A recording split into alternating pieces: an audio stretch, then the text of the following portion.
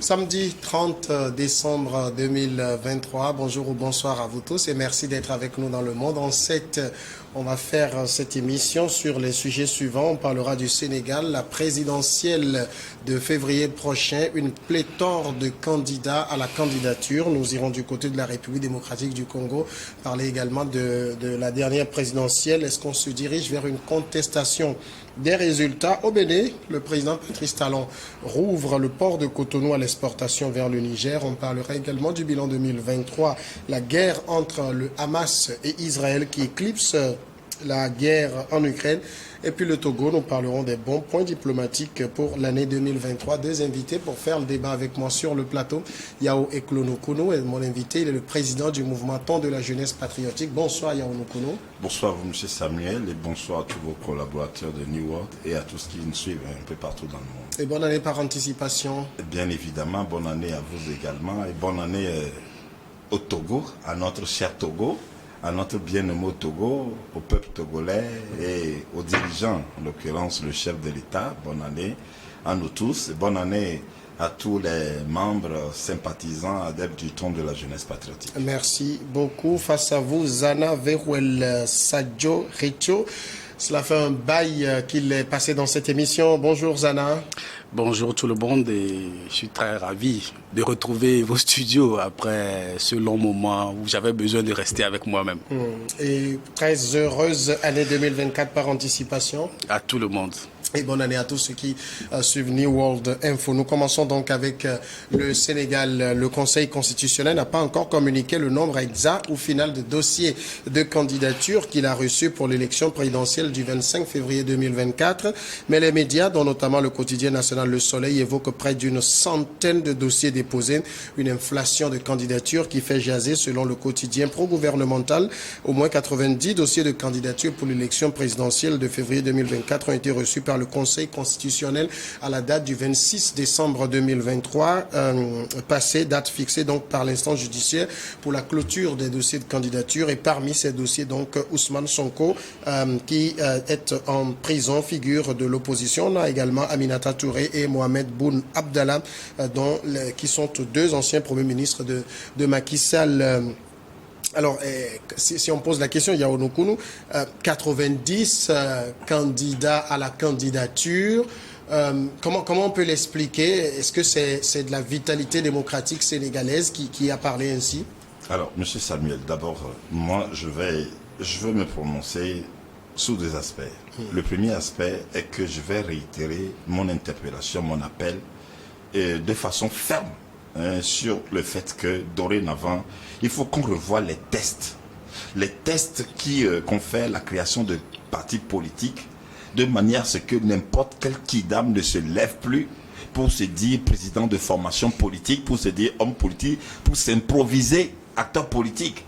Parce que nous en avons besoin. Et ça ferait que, d'abord, les populations n'ont pas encore cette maturité-là, de saisir, de discerner les langages politiques, les visions politiques des manipulations. Parce que pour la plupart du temps, les populations sont vulnérables à toute forme, toutes sortes de manipulations, de spéculations. Alors, à un moment, il faut corriger le tir, il faut arrêter les dérives. Et on ne peut que corriger cette dérive-là qu'à travers ces mesures importantes pour essayer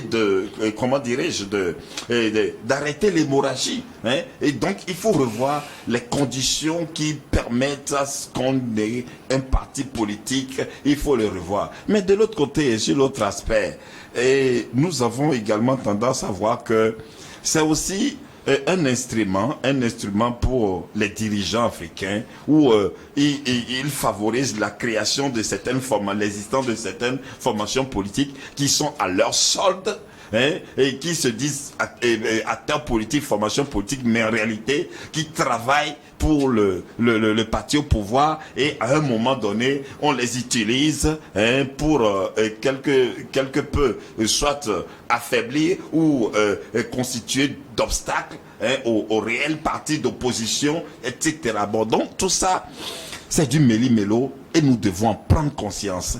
Notre patriotisme doit être ce qui doit prévaloir et ça doit nous amener à des choix appropriés, des choix qui nous permettent de nous construire de façon digne, de façon efficace pour notre évolution, notre valorisation. Parce que ces méli-mélo, je ne sais jusqu'à quand nous allons nous laisser embrouber, nous laisser entretenir par ces méli-mélo qui tout le temps ne nous permettent pas cette réelle cohésion, ne favorise pas ces résultats que nous devons garantir à nos pays. Et donc vivement, je saisis cette opportunité-là pour réitérer cet appel, parce que pour des élections sans parti politique, etc., bon, c'est vrai qu'il y aura un travail qui se fera par la commission afin il y a de... le Conseil constitutionnel qui va sortir bientôt la liste définitive. Oui, etc. Mais... Donc on attendra de voir. On attendra de voir, mais tout ceci, il faut... ça demande... Zana et Tchou,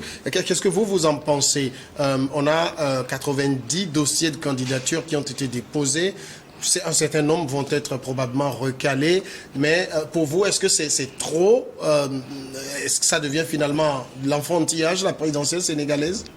Non, je crois que la démocratie telle que nous l'appliquons, puisque visiblement nous l'avons mal importée d'ailleurs, telle que nous la vivons, cela représente l'une de ses faiblesses. Et tout d'abord, il faut voir ça sous plusieurs angles. Parce que Macky Sall est à son deuxième mandat. Il a annoncé qu'il ne se présentera plus. Et donc, ça suscite beaucoup de ferveur au niveau des prétendants. Parce que vous savez bien qu'en Afrique, se présenter contre un président juste après un premier mandat, vous signez votre arrêt de mort peut-être économique. On va vous mettre les bâtons dans les roues. Et quand il est en fin de mandat, de ces deux mandats-là, bon, la porte est ouverte. Les gens se disent, bon, la voie est ouverte. C'est pourquoi vous voyez plusieurs, même de ses alliés de son propre camp se sont présentés, etc. Maintenant, le deuxième aspect, c'est de dire que c'est vrai que certaines formations, pas uniquement l'appareil au pouvoir, il multiplie aussi bien les partis de l'opposition, il multiplie, n'est-ce pas, des formations politiques pour fragiliser les voix de leurs adversaires. C'est connu, c'est l'une des faiblesses de la démocratie telle que nous la pratiquons chez nous. Et vous avez vu comment le président béninois Patrice Talon, il a très vite mis fin à ce désordre démocratique. Je pense que normalement, il doit y avoir au maximum 2 ou maximum 3 blocs qui se présentent. Et là, les populations ont le choix de faire, ils ont l'opportunité de faire un choix éclairé. Et là, quand vous avez... Est-ce que la démocratie, c'est pas que tout le monde, tous ceux qui veulent faire acte de candidature le fassent? Est-ce qu'en démocratie, on doit mettre des principes pour réduire les candidatures? En démocratie, il faut encourager les candidatures aussi sérieuses. Il a dit pas n'importe quel kidam. Aujourd'hui, vous avez des textes qui favorisent la création de partis politiques. Même au Togo ici, vous avez des partis politiques qui n'ont même pas, ou c'est la maison du dirigeant qui a peut-être le siège, peut-être c'est lui avec ses enfants qui sont les seuls membres. On connaît ça.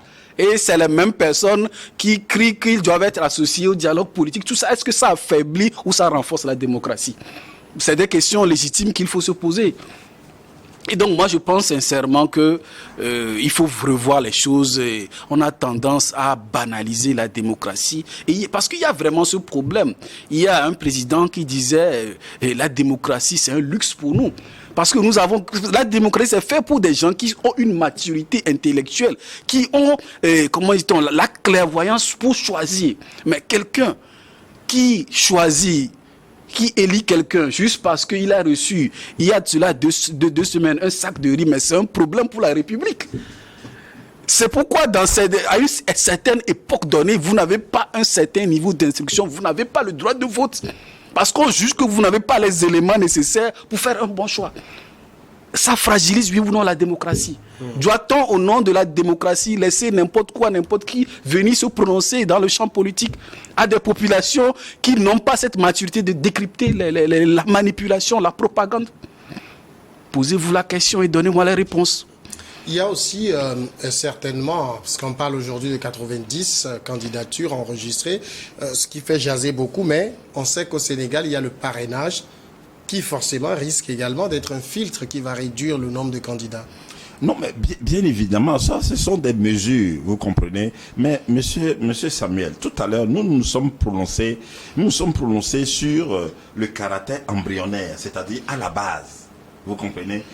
Donc, si le travail qui devait se faire à la base est fait, nous n'assisterons plus à ces nombres pléthoriques, 50, 100 candidatures. Oui, mais quand vous parlez de travail à la base, vous pensez à quoi? Parce qu'aujourd'hui, au Sénégal, pour être candidat, il y a des conditions à remplir.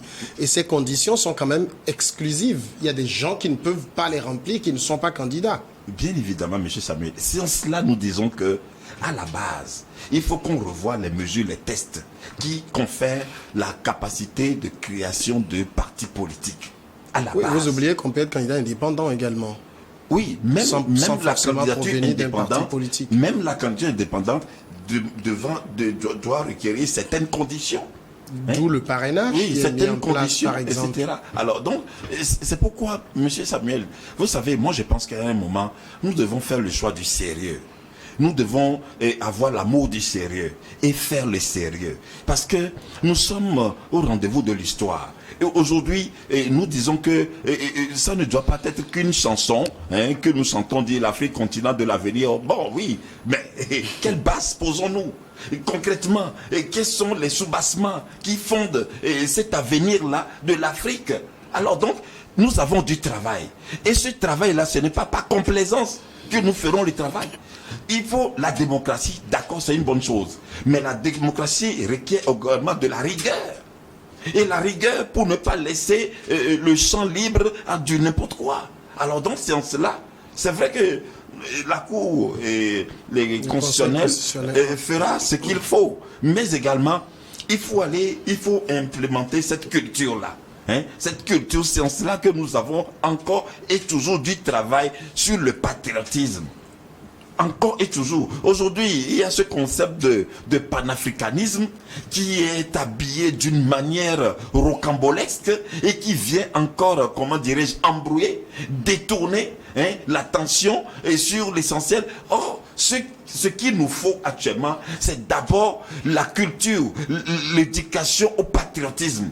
Nous n'avons pas encore cette culture et nous nous jetons, et aujourd'hui n'importe quel enfant dans la rue qui s'écrit panafricaniste, etc. et tout ça là, ça nous éloigne encore de l'essentiel. Non, nous devons nous ressaisir, M. Samuel. Nous devons nous ressaisir et faire les choix qu'il faut, qui doivent nous élever, qui doivent nous conduire dans du sérieux. Alors donc, ma foi, je crois que ces histoires dernièrement on a vu le Libéria, il y a eu des élections, mais nous n'avons pas assisté à ça. Alors donc, c'est comme par exemple, M. Samuel, je crois que si on fait le rapport entre nous, pays francophones et anglophones, il y a un écart. Et il y a un problème. Et donc nous devons sincèrement, sérieusement prendre conscience et travailler dessus.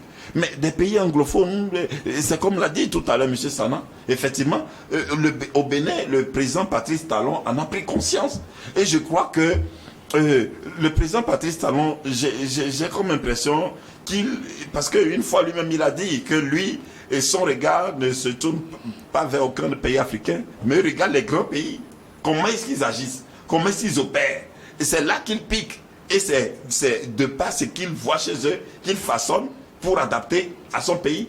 Alors donc, je crois que c'est un exemple, c'est un repère, c'est une balise. Alors donc, si d'autres chefs d'État de la sous-région aussi pouvaient s'inscrire dans cette dynamique, ma foi, je crois que en moins d'un siècle, notre Afrique présenterait une autre image.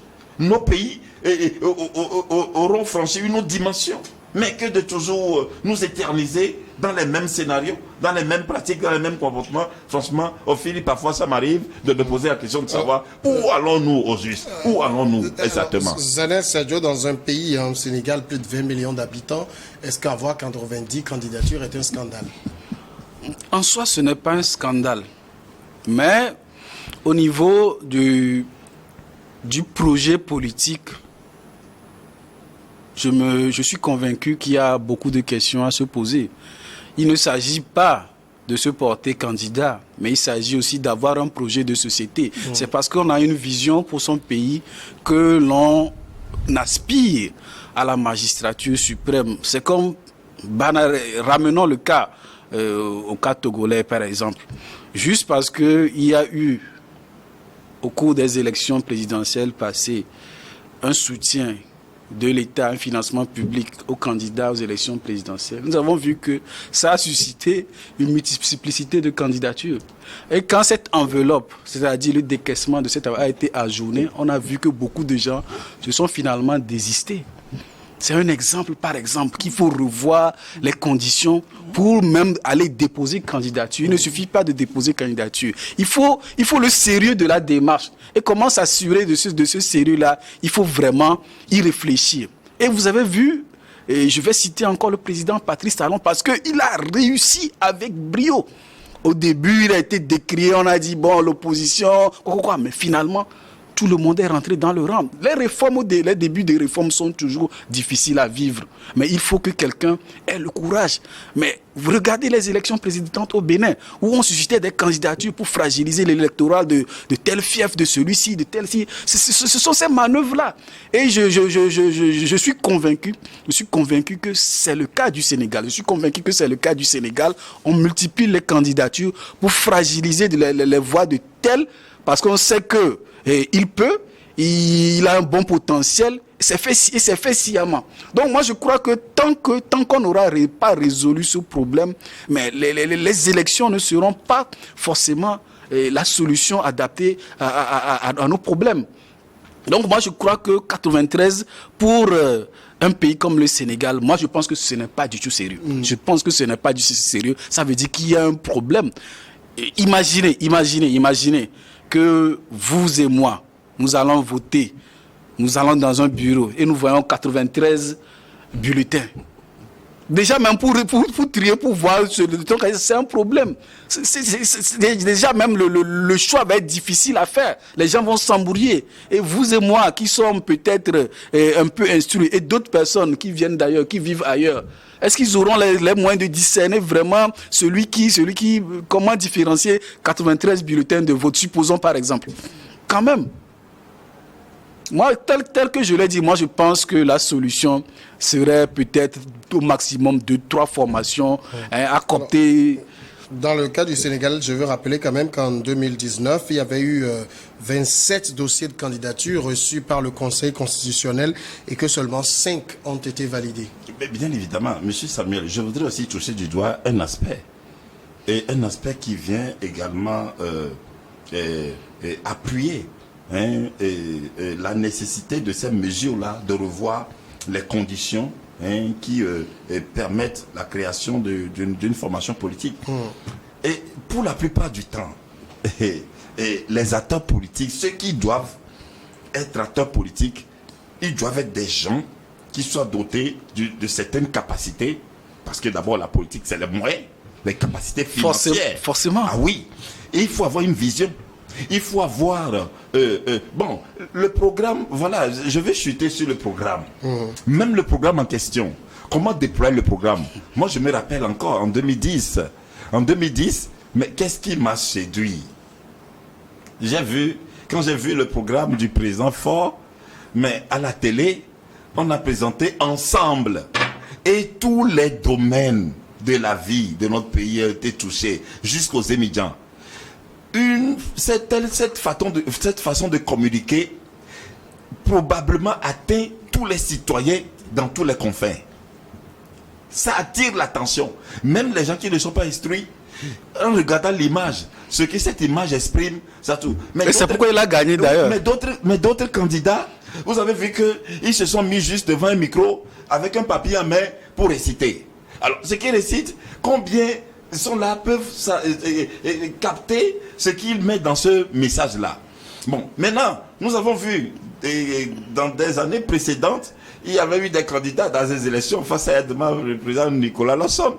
Lui, il a fait des petites perspectives où il est allé sur le terrain lui-même, partageant aux gens. Bon, à la rigueur, au moins, ok, ça va, parce que si quelqu'un qui n'est pas instruit, mais qui prend ça, il peut demander à quelqu'un, qu'est-ce qu'on a écrit sur le papier? Bon, donc, comme pour dire que les gens qui doivent être des acteurs politiques, ils doivent remplir un certain nombre de conditions. Et le sérieux qui doit en même temps, est-ce que vous n'êtes pas en train de dire qu'on est dans des pays où on sait qu'une grande majorité de la population n'est pas instruite? Vous êtes en train de dire que notre démocratie doit se limiter aux gens instruits? C'est à eux de décider pour les non-instruits? Non, monsieur Samuel, je n'ai jamais dit ça. Au contraire, j'interpelle à ce que la communication des acteurs politiques soit accessible à tous. Qu'ils aient les moyens, qu'ils aient les moyens de communication qui atteignent tout le monde. Vous comprenez? C'est comme par exemple, si nous prenons 2020. 2020, ce qui a favorisé le candidat de l'opposition, c'est d'abord la présence, l'engagement, la détermination de Monseigneur, sa communication, et ça a atteint, et il y a non seulement le candidat lui-même, qui a aussi fait montre de subtilité de certains langages, même dans nos langues locales, où parfois on se rappelle encore de certaines phrases, des vieux, c'est moi qui les ai formés, et donc, bon, c'est-à-dire que c'est vrai que les politiques... C'est lui qui t'a formé, tu vois? Bon, je cite, je parle de ce que l'acteur politique a dit, voilà. Donc, je parle de ses propos. Alors, donc, ça veut dire que c'est vrai que les acteurs politiques, généralement, sont des manipulateurs, mais la manipulation, quand on en fait usage dans un style, et de manière à ce que ce langage-là, cette communication atteigne, parce qu'il faut prendre conscience qu'il n'y a pas que les instruits, les gens qui, etc. Donc, tout cela, c'est en cela qu'il faut des acteurs politiques qui aient une certaine capacité. Et c'est en cela que cette interpellation est lancée pour que n'importe quel kidam ne se lève pas, etc. Et que, moi, j'espère vivement que cet entretien-là que nous avons sur ce plateau, ça va interpeller d'aucuns à sortir de ces stérilités-là, de ces pratiques toujours là où on se met devant un micro avec un grand bloc et on vient, on récite que le programme et puis bon. Au niveau du Sénégal, en suivant, on n'est pas encore vraiment à cette étape-là pour le moment. On attend donc le Conseil constitutionnel qui va commencer donc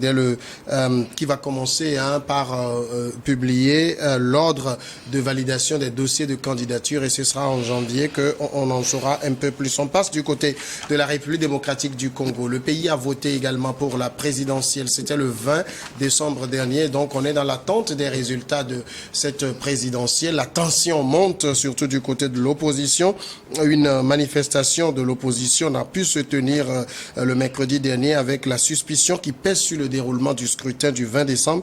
Le risque de violence est réel. Plusieurs candidats dénoncent un véritable chaos, surtout les opposants qui n'ont pas manqué de répertorier les insuffisances logistiques et la confusion qui a régné au cours de ces élections, finalement prolongées sur plusieurs jours, contrairement à ce que prévoit la loi, des accusations partagées justement par de nombreuses organisations de la société civile, et notamment la lutte pour le changement ou encore la puissante Église catholique. Et la réveillon de Noël, le cardinal de Kinshasa, Frindolin Ambongo, a qualifié le scrutin de gigantesque désordre organisé. Zana Verouel Sadio Ritou, est-ce que on se dirige inéluctablement vers des contestations de la présidentielle du 20 décembre en RDC? Non, c'est-à-dire, est-ce qu'on ne se dirige pas? Il y a déjà des contestations de ces résultats. Des résultats, je veux dire. Oui, c'est-à-dire, il y a déjà des contestations de ces résultats. Mais moi, vous savez, je suis un fanatique des données. Et moi, quand on parle d'élections, il faut aussi faire attention à une certaine rhétorique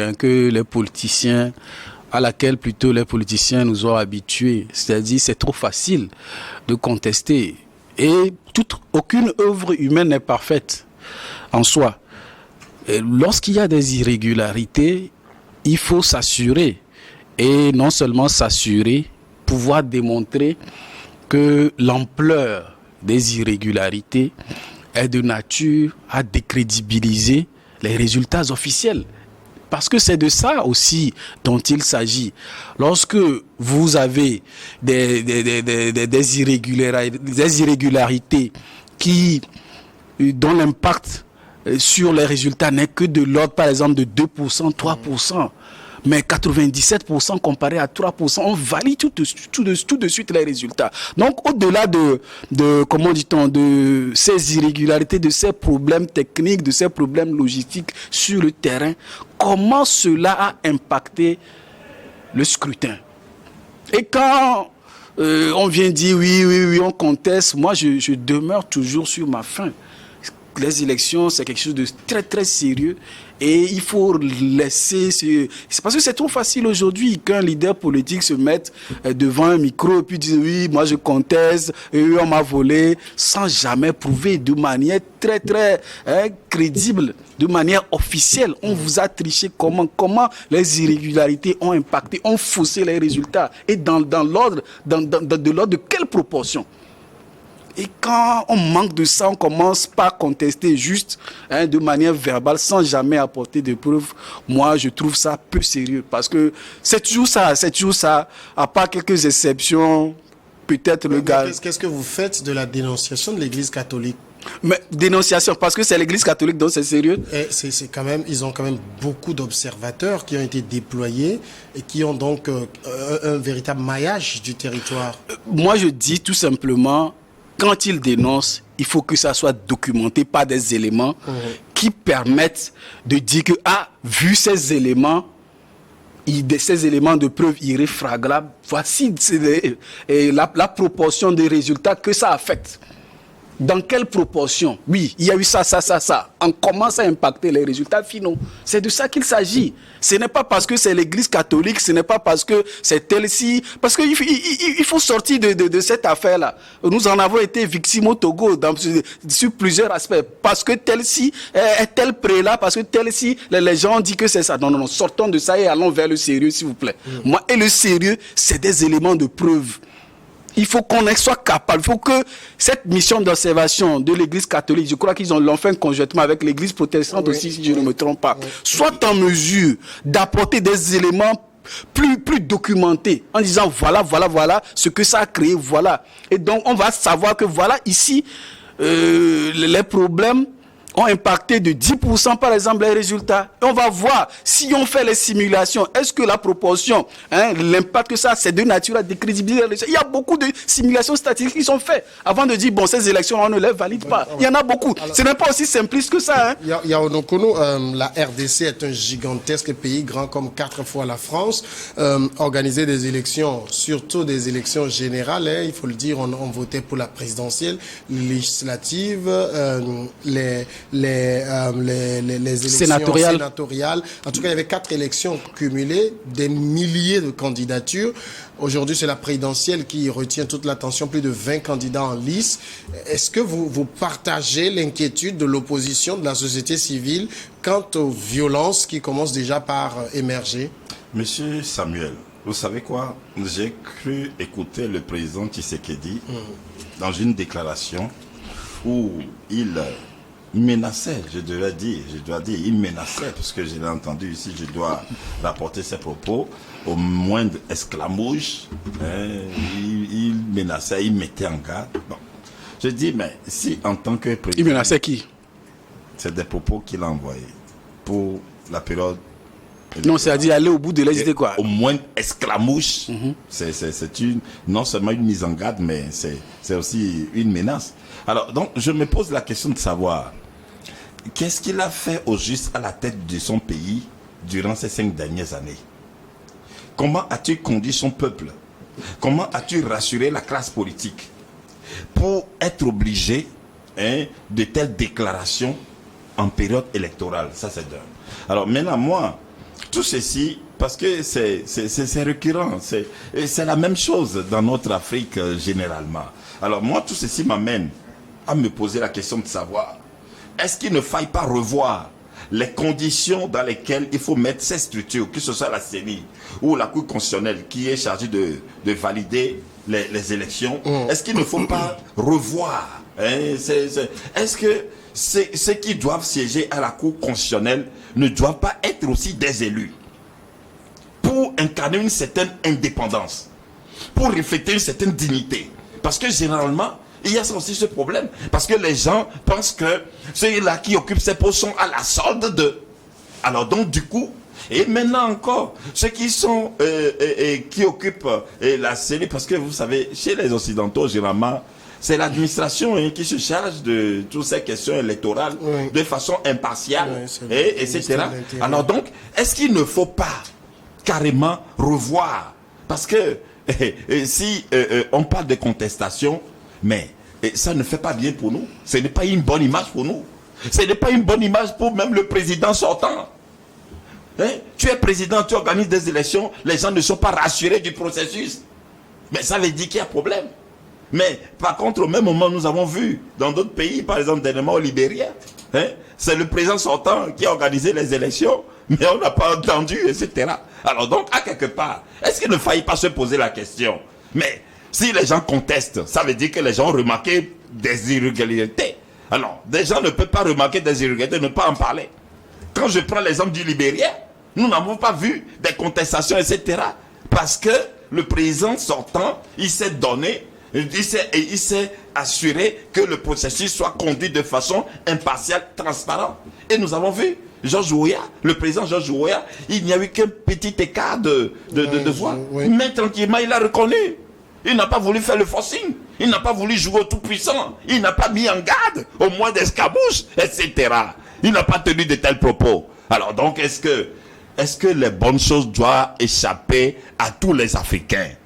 Quand nous avons aujourd'hui la chance qu'il y a des Africains qui posent de bons pas, qui donnent de bons exemples, est-ce que ce n'est pas temps maintenant que cela nous embrasse, c'est-à-dire les bons exemples, les bons pas posés? Est-ce que cela ne doit pas susciter pour nous l'envie? Et c'est toujours dans certains confins où on entend soit des mises en garde, etc., toujours, contestations, etc. Mais nous avons vu, quand même aux États-Unis, quand le président Donald Trump a voulu se comporter comme nous les Africains, quand il a voulu se comporter comme nous les Africains, aujourd'hui ça le rattrape. Ça le rattrape. Alors donc, vous savez, moi je dis que tout est question de prise de conscience et de responsabilité. Nous devons savoir, prendre conscience de ce qu'est la responsabilité et l'assumer. Et comprendre que tout ne se résout pas qu'à nous, notre personne, notre individu, non. C'est en cela que je reviens toujours sur le patriotisme. Mais tant que l'esprit patriotique ne peut pas guider, il y aura toujours des problèmes. Nous serons toujours des humiliés. En même temps, vous savez que le président Félix Tshisekedi est garant de la défense, de la protection, de la protection civile, de la protection de l'État, et ne peut pas permettre que des gens mettent en péril. Il y a d'autres propos. Il y a d'autres propos du président Tshisekedi, et ça c'est à l'endroit de son voisin rwandais. Si il y a une attaque de l'extérieur, là je s'épouse. Mais quand c'est tes propres frères, tes propres compatriotes, bon bref, moi je n'ai pas entendu qu'il y ait d'élection, que ce soit en Europe, dans aucun pays européen, où le président soit obligé de se prononcer ainsi contre sa classe, ses adversaires politiques, ses frères politiques. Je n'ai pas entendu élection aux États-Unis, mais pourtant aussi en Russie, oui, en Russie on voit ça. Et dernièrement encore, il y a une opposante encore qui est encore jetée en prison, etc. Alors donc, mais il y a des exemples, mais moi, Nukunu, ma tête telle qu'elle fonctionne, je préfère regarder les bons exemples et les adopter. Voilà. D'accord. Alors, Zana Setcho, l'Église catholique a eu quand même plus de 25 000 observateurs déployés dans tout le pays. Je sais que quand on prend cela à l'échelle de la RDC, ce n'est pas encore véritablement tout le territoire qui est couvert. Mais est-ce que avec autant d'observateurs, cette Église n'est pas fondée à s'exprimer, à dire que les données en sa faveur ne lui permettent pas de crédibiliser cette élection? Si vous permettez, je ne vous coupe pas, M. Samuel, mais il n'y a pas que l'Église. Même les observateurs de l'Union européenne aussi. L'Union européenne n'en a déployé que 8. Oui. 8, dont un a été tué d'ailleurs. Oui. Monsieur Samuel, on ne juge pas de la crédibilité d'un rapport par rapport au nombre de personnes qui ont édité ce rapport. Donc, cette question, je ne saurais y répondre. Je suis désolé. Indique le maillage. Ça indique un maillage. C'est juste indicatif. Ouais. C'est juste indicatif. Cela ne veut pas forcément dire que ce rapport reflète forcément la réalité. Cela ne veut pas dire ça ne donne qu'un a priori des efforts déployés. Mais vous faites comme si peut-être vous oubliez le cas du Togo. Nous avons des cas au Togo où on va te dire que ce n'est pas parce que tel. On a des cas. Moi, je dis, c'est le contenu du rapport, la consistance du rapport, c'est-à-dire les éléments de preuve. Je ne dis pas que ce n'est pas crédible. Moi, je dis, si ce n'est pas crédible et que les résultats ne reflètent pas la réalité, de l'ordre de quelle proportion, quel est le taux d'erreur par rapport aux résultats qui ont été proclamés. C'est avec ça qu'on peut juger. Si par exemple on me dit que ces résultats ne sont pas crédibles à 3%, si on dit que ce n'est pas crédible à 10%, si on dit que ce n'est pas crédible à 20%, selon le niveau de pourcentage de taux d'erreur, c'est ça qui pousse à réagir. Mais tout d'abord on dit, parce que de toute façon, il y aura toujours des irrégularités. Mais sont-elles mineures, sont-elles majeures, de l'ordre de quelle proportion? Avec quel chiffre à l'appui? Moi je dis encore, c'est de ça qu'il s'agit. Ce n'est pas parce que les observateurs c'est la Senko, non? De la Senko avec l'équipe ils ont dit non, je dis non, sinon ça va être trop facile. C'est comme par exemple, peut-être vous allez dire que je fais un sujet, ce n'est pas parce que le pape dit de bénir les couples homosexuels que nous allons adopter l'homosexualité, par exemple.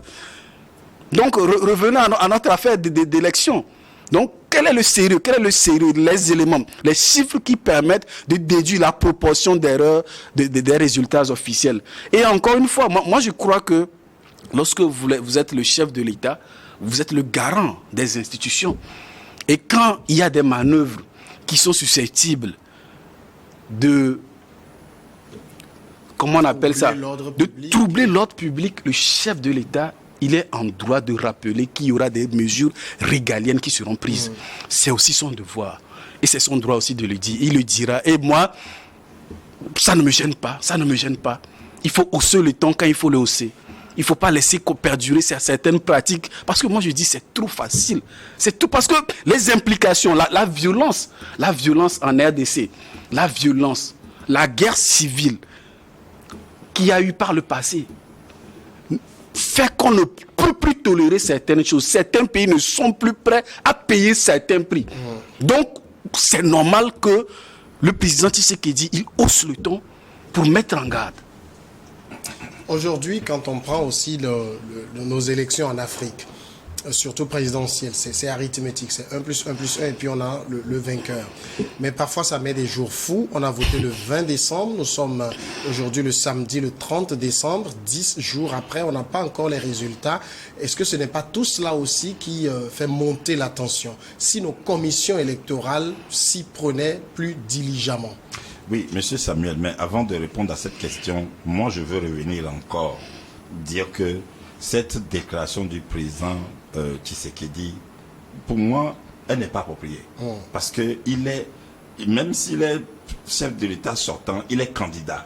Alors, si le chef de la sécurité, chargé de s'assurer de la sécurisation de tous les processus, si le chef de la sécurité faisait de telles déclarations, à la rigueur, moi je la prendrais pour normal, parce que je la prendrais professionnelle. Mais pour un candidat, chef de l'État, il est chef d'État, d'accord, mais il est aussi candidat.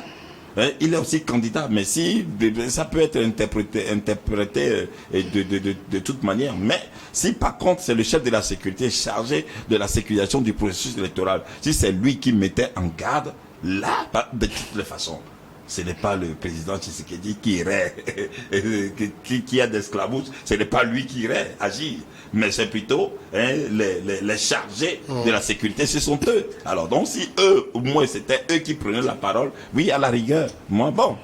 Bref, c'est une parenthèse. Bon, maintenant, pour revenir à votre question, oui, mais c'est cela, c'est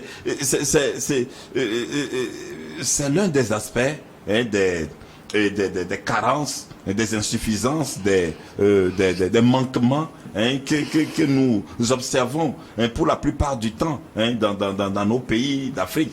Et je me demande, est-ce qu'il y a des réflexions qui sont menées afin de corriger tout cela? Bon, qu'est-ce qui manque Est-ce que c'est des matériels, etc. Bon, je crois que pour ce qui concerne les matériels qu'il faut, mais les Blancs nous font la grâce de nous équiper de tout, d'avoir accès au tout, à tout, quelque matériel que ce soit, les Blancs nous font la grâce de nous en procurer. Alors maintenant, tout est question d'efficacité, de bonne foi et d'amour pour la mission, parce que conduire une élection, c'est une mission. Alors donc, si la mission qui nous est confiée, si nous avons l'amour pour cette mission-là et nous avons le désir, l'ambition de bien mener cette mission, je crois que en temps normal, on n'assisterait plus. Parce que ça fait combien d'années maintenant que nous organisons des élections?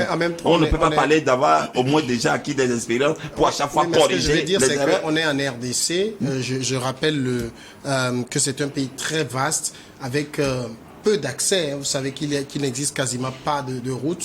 Il est impossible de rallier Kinshasa et Lubumbashi par la route. Donc c'est difficile. Et tout cela, est-ce que ça ne joue pas sur le convoiement des résultats vers la CENI? Monsieur Samuel, je viens de vous dire que nous avons aujourd'hui la grâce que les Occidentaux nous mettent tout à disposition. Tous les moyens.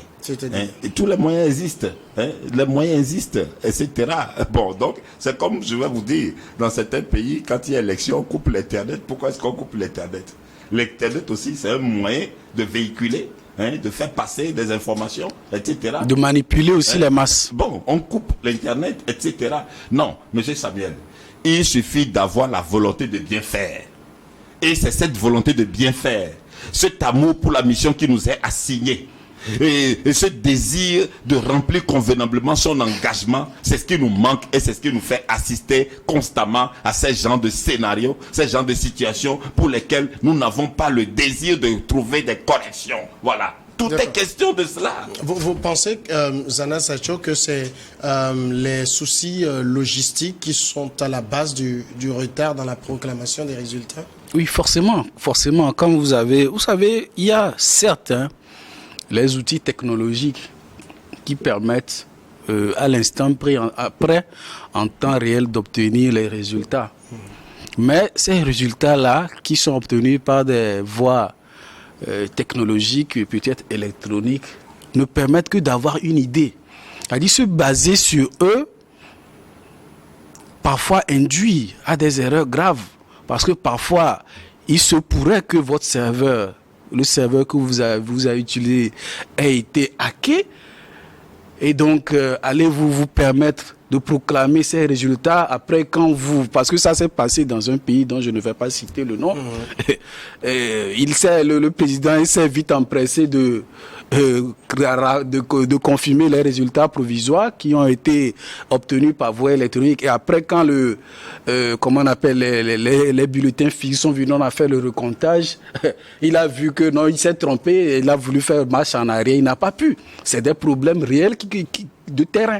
Et donc, moi, je pense que, justement, c'est parce qu'il y a ce problème de communication, de logistique entre cette ville-là qui justifie, par exemple, ce décalage entre le jour du scrutin et la date de proclamation. Donc, normalement, cela ne devrait pas poser de problème. Quand il y a l'assurance Mais en même temps, pour un pays qui vote avec des machines, on s'imagine qu'ils sont avancés sur le plan informatique pour la compilation. Monsieur Samuel, je viens de dire quelque chose. Il y a d'une part les résultats qui sont obtenus par les moyens technologiques, mais puisque les élections, c'est une affaire sérieuse, je vais dire du n'importe quoi, peut-être un autre exemple, par exemple dans les banques, mais le solde virtuel que vous obtenez sur la machine, cela ne vous, cela ne vous empêche pas de faire un comptage manuel des billets pour s'assurer que ce que vous avez sur l'écran correspond au physique. Même dans les entreprises, ça se fait. Ce n'est pas parce qu'on vous présente un solde que vous ne devez pas aller compter les existants physiques, les stocks physiques. Parce que c'est ça même parfois, quand on fait le contrôle de l'existence physique, on se rend compte que il y a des vols. Donc il faut, après cette compilation électronique, procéder au comptage physique pour s'assurer qu'il n'y a pas d'écart significatif. J'insiste sur la notion de significatif entre ce qui est obtenu électroniquement et le comptage physique. Et donc, naturellement, pour un pays si vaste, vous comprendrez que le comptage physique peut prendre des jours quand on a peut-être à l'instant près le dépouillement électronique. Alors, en tout cas, on sait que la CENI donne quand même les résultats à compte-gouttes. Et pour le moment, le président Félix Tshisekedi fait la course en tête avec un peu plus de 70% des voix au niveau national contre 14% pour son suivant immédiat Moïse Katumbi. L'opposant Martin Fayulu ne se retrouve pour le moment qu'à 1%. Et d'ailleurs, dans le camp du président Tshisekedi, Patrick Mouyaya, qui est le porte-parole du camp présidentiel, a accusé l'opposition de ne pas faire preuve de fair play. On va marquer, si vous voulez, la première pause. Et le temps pour nous de suivre ensemble le journal et nous serons de retour tout de suite pour la deuxième partie.